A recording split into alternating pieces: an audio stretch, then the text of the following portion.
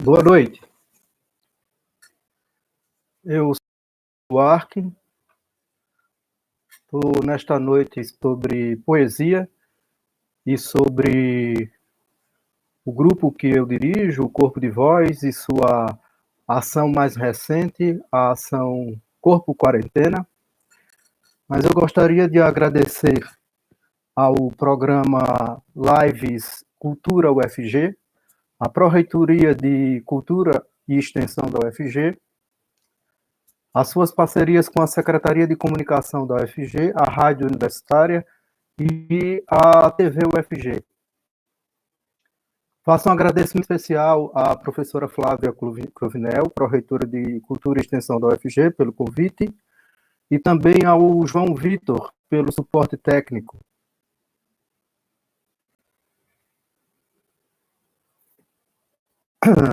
Bom,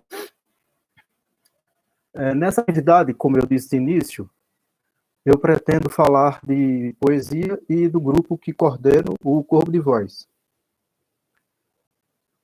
Com a atividade Corpo Quarentena. E daí, para isso, eu vou fazer algumas falas, né? A princípio, me apresentar mais, né? Além de dizer que sou o Jamerson Buarque, atualmente eu sou o diretor da Faculdade de Letras, sou professor da área de Teoria da Literatura, Crítica Literária e Ensino de Literatura da Faculdade de Letras. Meu trabalho é mais específico com poesia, ensino de poesia, ensino de escrita criativa de poesia, estudos de autoria de poesia, a vocalização de poemas, que é o tópico de interesse nesta minha apresentação.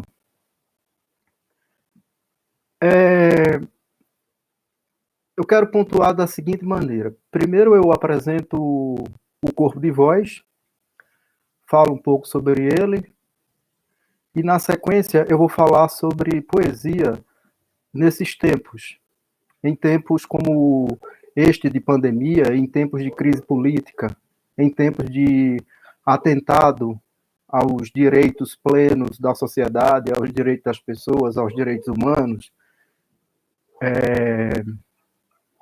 E na sequência eu falo da ação que eu comentei, a ação Corpo Quarentena, do grupo Corpo de Voz. Pois bem, o Corpo de Voz é um grupo de performance vocal de poesia. Quer dizer, é um grupo que faz um trabalho de leitura de poemas, um trabalho de interpretação, e nesse trabalho reúne uma série de poemas para apresentações, shows, espetáculos, a coisa dessa natureza. O Corpo de Voz faz 11 anos, neste ano de 2020. Já tem um tempo de estrada, é um grupo, digamos assim, já bastante consistente. É um trabalho de extensão da universidade a partir da Faculdade de Letras. Quando o Corpo de Voz foi criado, em 2009, ele originalmente era uma atividade no estágio obrigatório do curso de português, da licenciatura. Era uma atividade voltada para orientar estudantes do curso a como trabalhar a poesia em sala de aula pela voz. E aí eu fazia uma série de oficinas, não somente para as minhas turmas de estágio, mas para as turmas de estágio de colegas também, no estágio de português, como eu disse. Passou um tempo, um grupo de estudantes ficou muito interessado e me procurou para encontros mais regulares. E passamos assim a nos encontrar semanalmente. E começamos a desenvolver uma série de oficinas que eram levadas às escolas públicas, normalmente às escolas de periferia. E isso durou bastante tempo, 2009, 2010, 2011, 2012, as atividades foram minguando, as pessoas foram se formando, né, estudantes ligados ao grupo, e terminou que o grupo ficou em stand-by. Eu comecei a assumir a administração, né, a vice-direção da Faculdade de Letras, coordenação de curso, enfim. Até que entre 2012 e 2013, nós começamos a retomar algumas atividades fazendo apresentações, mas não mais indo às escolas fazer oficinas. E aí eu fazia oficinas na Faculdade de Letras para preparar estudantes a participarem do curso, do grupo. Até que isso em 2014 já estava um tanto quanto parado novamente. Em 2015 eu comecei uma série nova de oficina, incluindo oficinas na Oficina Cultural GP. Formei um grupo com pessoas que haviam originalmente no Corpo de Voz e mais novas pessoas. Daí em diante o grupo se fixou, 2015 para cá, participou de várias atividades, inclusive do Dada Spring Brasil, que uma das cidades sede do evento, né, um evento internacional, foi Goiânia, e vimos trabalhando com isso o tempo todo. Um trabalho com apresentação, sempre para público, seja na universidade, na escola ou em espaços culturais, como o Cabaré Voltaire, o Culturama, e um tantos outros, né? Enfim, os momentos políticos sempre foram de interesse. E aí esse é um ponto que eu quero tratar. Inclusive, recentemente, quando o Popular, a Secretaria de Comunicação da UFG, a revista Germina de Literatura e Arte e a revista Mulheres Suicidas, que são revistas digitais, me procuraram para falar sobre o corpo de voz, sempre fizeram essa observação, essa pontuação do âmbito político. Eu entendo, e nós no corpo de voz entendemos, que a relação é sempre intrínseca em toda produção cultural com a ordem política. Inevitavelmente. A poesia não se basta em tratar apenas dos sentimentos, como se os sentimentos estivessem alheios ao mundo, em tratar das coisas no âmbito abstrato, sem nenhuma relação concreta, material, com a realidade viva. A poesia não se basta em si, ela por ela, nem ela se limita a lazer, entretenimento ou coisa da espécie. A poesia é uma voz do mundo. E nesse sentido, ela está sempre atenta ao acontecer no mundo, a tudo que surge. Então, nós estamos num cenário em que a poesia nada escapa. Vocês podem verificar uma série de poetas, Brasil afora, mundo afora, levando o acontecimento da poesia, da pandemia para a poesia, provocando impressões nas pessoas a partir das impressões provocadas pela pandemia. Na ação Corpo Quarentena do Corpo de Voz, por exemplo, da qual ainda vou falar com detalhes, isso é muito marcado em uma série de poemas e uma série de poetas, constantemente em atenção. O mundo está em atenção, o mundo está surpreendido, o mundo não estava preparado por isso, por incrível que pareça. Recentemente eu até conversava a respeito disso com algumas pessoas, aqui e acolá, com pessoas diferentes, fazendo uma comparação ao século XIV.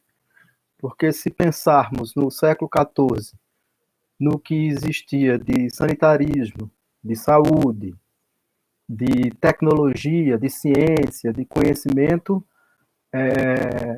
o mundo europeu e asiático não soube lidar com a peste.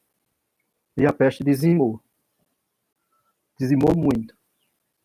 1/3 da população europeia, à época, durante em torno de uma década, e um número alto, que não chega a 1/4, da população asiática, mas um número alto. Não chega a um quarto, mas um número alto.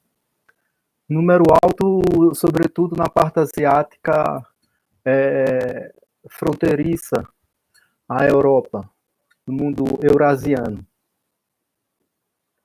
Se a gente pensar no mundo contemporâneo, com todo o sanitarismo existente, tudo que existe de saúde, toda a tecnologia existente, analogamente, é bom deixar claro, porque não é a mesma coisa, evidentemente, o mundo foi tomado de surpresa pela pandemia da Covid-19, pelo coronavírus. E não há, até agora não se mostrou como solucionar, como lidar com isso. Não há um tratamento seguro, não há vacina, as diversas políticas públicas não agem de maneira sanitária o suficiente, com o vigor suficiente para lidar com a superpopulação de hospitais, ocupando médicos e cientistas que se dedicam ao campo em tratamento e acompanhamento das pessoas, tomando o tempo necessário para o desenvolvimento da pesquisa que dê resposta ao coronavírus, que dê uma resposta positiva para o avanço da doença, fazer com que ela deixe de ser uma pandemia. Isso, evidentemente, abisma o mundo em toda a sua cultura e a poesia está na cultura do mundo. Então, poetas se abismam com isso. E poetas dialogam com o mundo, como as pessoas, em geral, também. Não é muito diferente, só que por uma via específica, que é a arte da palavra. Esse é um ponto de nosso interesse. Quando se fez o aniversário, por assim dizer, do acidente do Césio, 137, em 2017, o Corpo de Voz fez uma seleção de poemas para uma apresentação a respeito. Então, isso significa que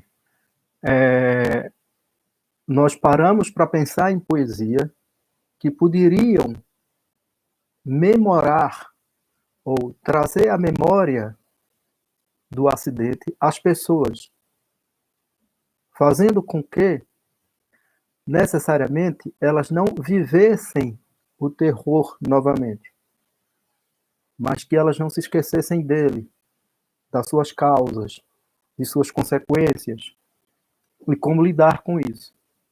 É como se a poesia procurasse renovar sentimentos, mantê-los vivos, chamando a atenção para a reflexão, tornando cada pessoa que lê, que convive, que aprecia poesia, se torne participante mais ativa do mundo. Houve um momento em que o Corpo de Voz, a convite de um professor da Faculdade de Letras, o professor Marcelo Ferraz, hoje chefe do departamento, fez uma apresentação chamada, na verdade, uma série de apresentações chamada Corpo em Testemunho. E é intrigante lembrar disso, que me lembro agora, porque, de certo modo, estávamos nos antecipando nessa série de apresentações ao cenário político de horror que vivemos. Governo fascista, racista, homofóbico, transfóbico, violento, propagador de violência, que fala em nome da família brasileira, enquanto cita certas famílias, na verdade, certo modelo de família, que se dirige à parcela da população, não fala ao povo, até porque povo e população são duas instâncias diferentes. A população, inclusive, contém no seu conjunto os indivíduos mais ricos, não é? O povo é uma parcela dessa população. O povo tem necessidades que nem toda a população tem. Então isso é de chamar a atenção. E nessa ação da qual falei, a Corpo em Testemunho, selecionamos, à época, uma série de poemas que tratavam de poesia em tempos de horror. Poesias do período militar. Os poemas, na verdade, eram do período militar. Poemas escritos por poetas que viveram a Guerra Fria, o longo período da Guerra Fria, que viveram durante a Primeira Guerra Mundial e a Segunda Guerra Mundial, e que transmitiram suas percepções, as afetações, os sentimentos causados, e não particularmente apenas no sentido pessoal, mas também no sentido mais amplo, no sentido de sentir, perceber, para levar a refletir a partir de outras pessoas. Há nisso uma prática frequente na poesia, né? Um olhar que não se limita ao olhar do poeta. Um olhar que não tem a restrição pessoal, mas um olhar sentido em relação ao mundo. Eu gosto sempre de, quando falo a respeito disso, me referir à ideia de sentimento do mundo, do Drummond, que não é somente uma ideia de sentimento pessoal, individual, restrita à minha sensação, à minha emoção, à minha afetação, às minhas percepções. Inclusive, a reflexão produzida pelos poemas não é restrita a quem escreve poemas, a poetas. É uma percepção, é uma reflexão sempre dialogada, sempre na prática do próprio olhar em relação aos olhares alheios, até porque não há olhar individual pleno. Todos os olhares são constituídos em diálogo, uma série de cruzamentos diferentes. Então é nesse sentido que o corpo de voz, porque é ocupado de poesia, se ocupa daquilo que está acontecendo com o mundo, com a atenção ao mundo. A relação imediata com a pandemia, no entanto, necessariamente não implica um conjunto de poemas temáticos, como se poetas mundo afora ou grupos de poesia como o Corpo de Voz fossem trabalhar de repente com um tema. Não, há muita poesia produzida no passado recente, imediatamente anterior à pandemia, e em passados mais pretéritos, por assim dizer, embora isso seja bem pleonástico, que já se atentaram a momentos de horror, a situação em que a humanidade se vê encurralada, seja numa pequena comunidade, numa única região do mundo, remota ou não, numa sociedade específica, num país, ou no conjunto humanitário, como é evidente no caso da pandemia. Claro que isso não deixa de dialogar com um poema especificamente temático. Não iriam poetas que se opuseram radicalmente em alguns casos, de perder a vida, sofrer tortura, ir para a prisão, deixar de ter atenção ao horror da ditadura militar no Brasil, que hoje, por um tanto aí da população, que acredito ser uma parcela pequena, mas uma parcela pequena bastante barulhenta e dotada de poder econômico, vem clamando como retorno, né? Não poderiam poetas desse período deixar de registrar essa impressão.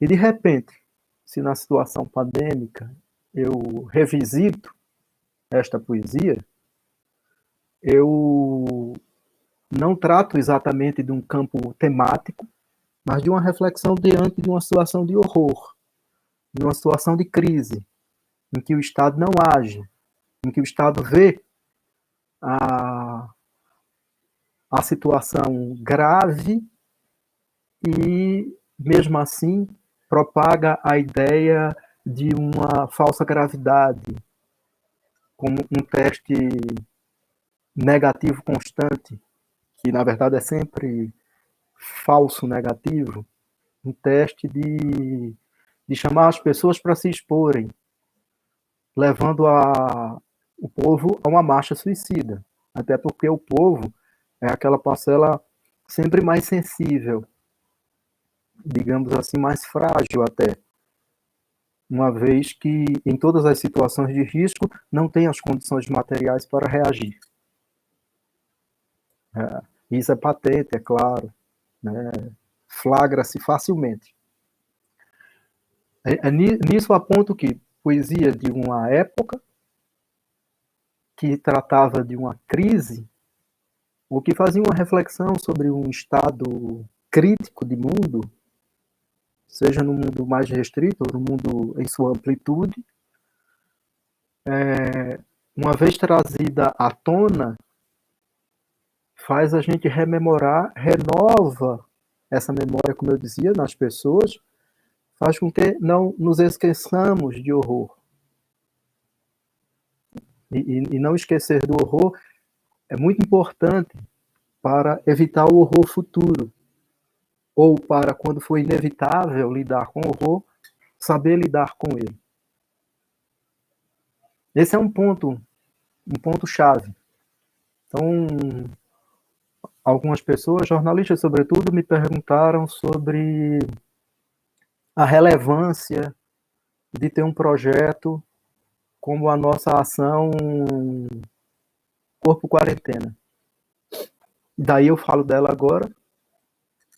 E claro, se vocês tiverem qualquer tipo de questão a respeito dessa relação poesia-mundo, poesia-realidade concreta, poesia-vida política, fiquem à vontade.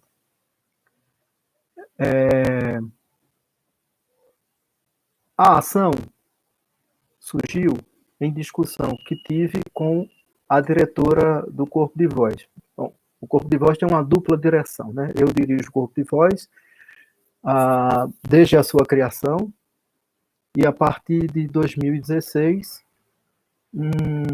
uma integrante do Corpo de Voz passou a conduzir a direção comigo, que é a Maria Rita Paixão, poeta, atriz, jornalista, vocalizadora do grupo, também cantora. Então fazemos essa direção em duas mãos, na verdade 4. Então, em conversa recente, meados de abril, diante da situação de quarentena, sem a possibilidade de o Corpo de Voz fazer algum tipo de apresentação, e tínhamos a apresentação em vista, né? O que poderíamos fazer? E discutíamos sobre gravar poemas. Eu até falei sobre fazer poemas animados, usando um aplicativo em que os versos pudessem ir passando aos poucos e postar em redes sociais, coisa do tipo. Até que tivemos a ideia em conjunto de fazer uma ação em que convidaríamos os membros do Corpo de Voz, é um grupo bem grande, conta hoje com 27 pessoas, para gravar vídeos e a gente postar. Mas só que no meio da conversa, ampliamos a discussão para aproveitar o espaço da rede social, que é extenso, é grande, atinge todos os lugares, o espaço de canais como o YouTube, como esse aqui, por exemplo, para trazer mais gente na conversa. Então, decidimos convidar poetas de todo o Brasil. E assim começou a ação. Hashtag Corpo Quarentena.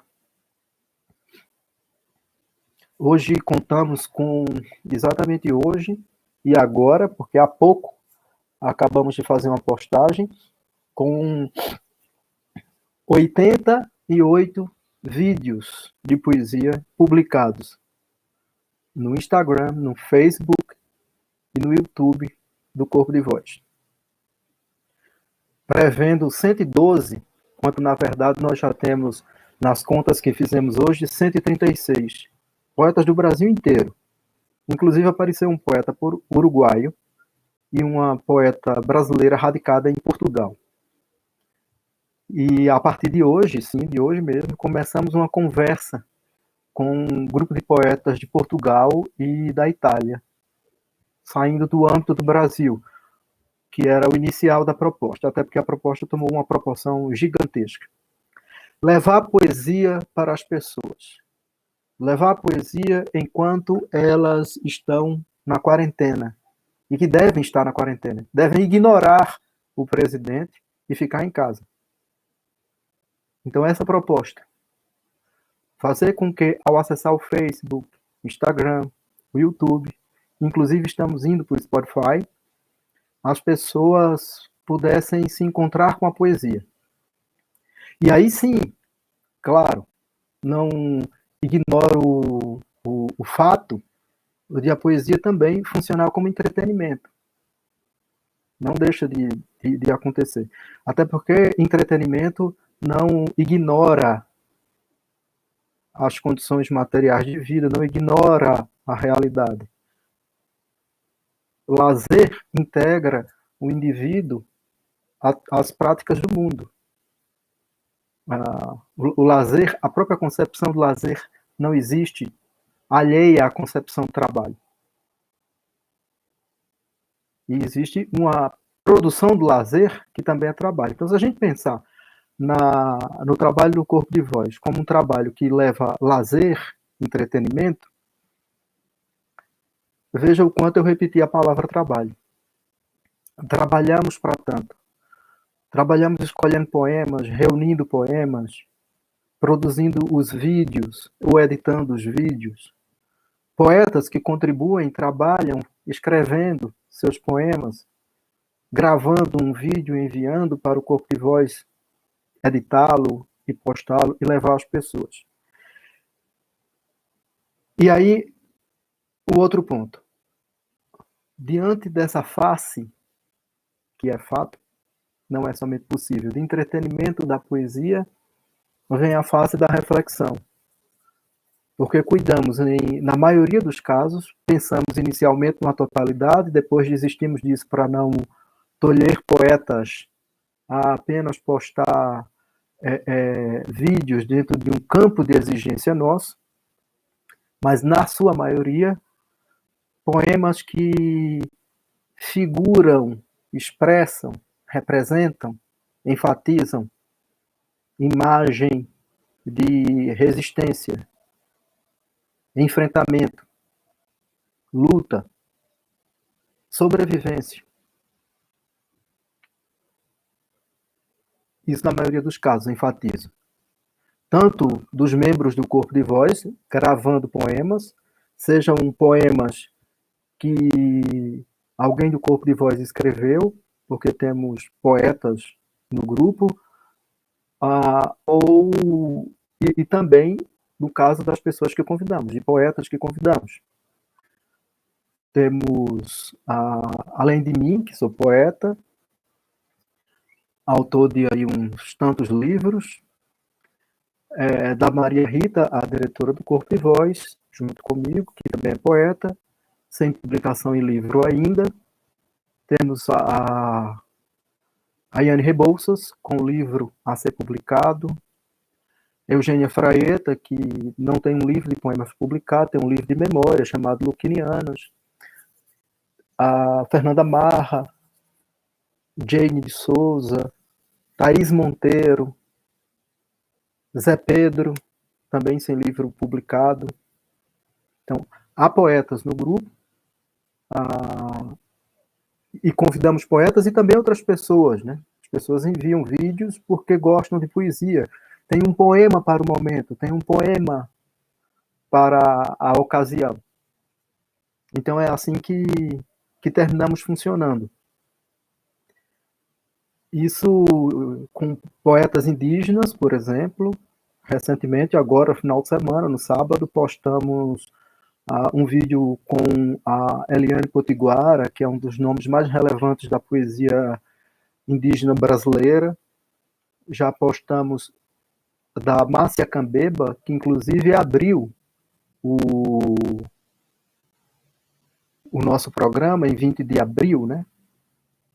Isso não foi um trocadilho, foi um acidente. É poeta indígena do povo Omagua Cambeba. Foi nesse momento em que publicamos a Márcia, publicamos juntamente a professora Elissa Oliveira, crítica literária, que mantém o canal Didocéia no YouTube. Sigam o canal da professora Elissa, Didocéia. E publicamos poemas também que originalmente estão em português, mas em libras, com uma dos membros do grupo, que é a Luna Constantino. Temos convite para pessoas surdas e intérpretes, tradutoras de libras para mais postagens, são as postagens futuras do corpo, para a gente mostrar uma unidade de artistas e de pessoas que se interessam, se ocupam de poesia, numa face de diversidade, com a imagem toda do país, mostrando a partir deste tipo de canal, das redes sociais, que nós temos uma relação de resistência, que produz, sim, enfatizo, entretenimento, mas, sobretudo, produz reflexão, desperta, acorda todo mundo para a face do horror, que não se limita à pandemia ela mesma, mas ao tipo de política que lida com ela. De início é isso. A gente pode conversar, caso alguém tenha interesse, se quiser entender melhor. E também já chama atenção, né, para conhecerem a nossa ação. Procurem no Facebook, no Instagram e no YouTube, assim como também no Spotify, embora a ação lá seja menor. Hashtag Corpo Quarentena. E vocês vão encontrar todas as nossas postagens. Podem conversar com a gente conversa, falamos de todos esses tópicos que eu estou apresentando aqui, tomando conhecimento de como a poesia reage. E como ninguém ainda questionou nada, ou parece não querer questionar nada, eu vou fazer a leitura vocalizada de um poema meu, que aí sim, tematizado dentro da crise Covid-19, do coronavírus, e que está postado também na ação. Está num vídeo em que eu estou com a máscara vermelha, um vídeo cheio de efeitos, enfim. O poema se chama Decreto Final contra a Liberdade. A primeira noite sem a morcegaria incluiu, no mesmo dia, da manhã à tarde, 2 jornadas sem passaradas. Deu-se que um decreto governamental determinava nada de animalha preta, peluda e de asas, frutívora, insetívora ou hematófaga que fosse. E, embora advertisse suas advertências, o decreto não impedia aves aladas quaisquer, independentemente do regime alimentar. Exceto aves aladas pretas, por parecerem peludas, sobretudo por, indiferentemente do gênero, gerarem confusão entre morcego e pássaro. Inclusive, no decreto, havia um artigo assinalando como pássaro águias, por dizer que estas tinham um destino manifesto. Mas não havia águias no país. No país havia carcarás, que também estavam em destaque no decreto, pois, por serem do sertão, era taxativo no decreto que, de certo, passavam fome. De todo modo, podiam revoar as araras azuis. As vermelhas, embora não fossem pretas, jamais. E sim, canarinhos. Canarinhos, como papagaios e periquitos, a rebelião tinha toda a liberdade para resolver qualquer pendenga que levasse a confundir coroa com corona, devido à semelhança entre português e inglês, digo, espanhol. Como se contradição pouca fosse bobagem, foi proibida a circulação definitiva de udus de coroa azul, apesar de, via de regra, quase todo udu ser azul. Em ênfase à parte do negrume, o decreto também intercedeu em sanhaçu vermelho, guará e tiê-sangue. Como no decreto nada parecia resolvido pelo cromatismo, a partir de um título, o decreto deixava claro que, se uma ave era de voar, não era de comer. Mas como isso não resultava útil, o decreto levou a termo quase no rabo, sem ignorar o cabo, a peculiaridade seguinte: sopa de qualquer ser alado como ave, incluindo pipas, aeronaves e drones, não deveriam calhar a nenhuma panela.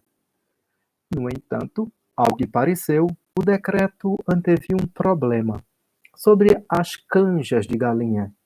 Embora nunca se tenha visto galinácea que voe. Assim, o decreto, afinal, concluiu, no artigo, como se dado a esmo, isto: se vem de Wuhan, logo vem da China. E se vem da China, der certo, ou contamina ou vai contaminar. Logo, com isso, o decreto quis deixar claro, claramente e sem claridade alguma, que morcegaria e passaradas, no final das contas, como demais aves nos cálculos, deveriam ser podadas da envergadura, com exceção daquilo de mais caro, que não incluía as pipas, mas coisas como aeronaves, drones e afins, considerando muitíssimo a rigor que Deus não dá asas à cobra. Enfim, de causar espécie, foi de ver a liberdade sob a pena de lesa majestade incondicional. E nisso o decreto se encerrou na solene sentença, conhecida pela azul esferográfica escrita, sim, azul, por incrível que pareça, por dizer, como todo mundo bem sabe, assim, em Garatuja, esta lei... Sim, esta, pois está aí. E aí, assim, agora, com tudo que voa no claustro, ou sob uma laje a uma lápide, com seus termos de sempre, aqueles que dizem, letra por letra, isto, entra em vigor na data de sua publicação. Bom, é isto. Fico à disposição de vocês.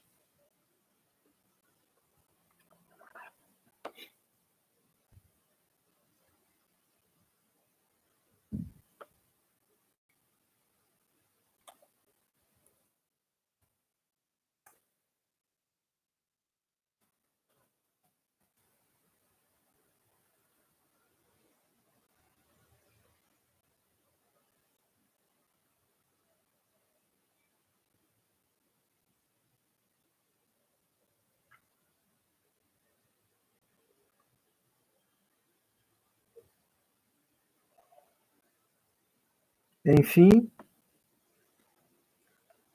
não havendo mais para o momento, espero que tenham aproveitado.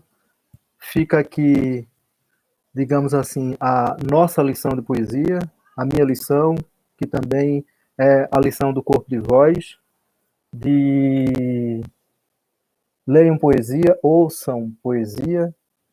No caso da ação hashtag Corpo Quarentena, ouçam poesia, vejam nos vídeos e ouçam os poemas. Procurem pelos poetas e pelas poetas que postamos no Instagram, no Facebook e no YouTube. Assinem nosso canal no YouTube. E entrem em contato, conversem. Se quiserem participar da ação enviando um vídeo, nos procurem, a gente conversa a esse respeito. E, novamente, quero agradecer o convite à professora Flávia Cruvinel, reitora de Extensão e Cultura da UFG, e, por sua vez, agradeço à Pró-Reitoria de Extensão e Cultura como um todo, ao programa Lives Cultura na UFG, também à TV UFG, à Rádio Universitária e a sua parceria com a Secretaria de Comunicação.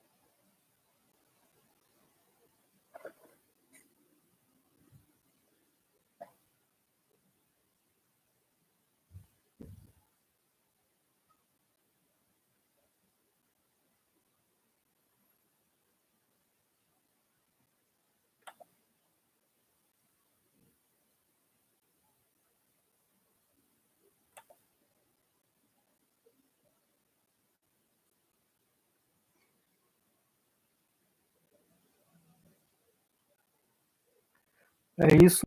Até a próxima. Obrigado.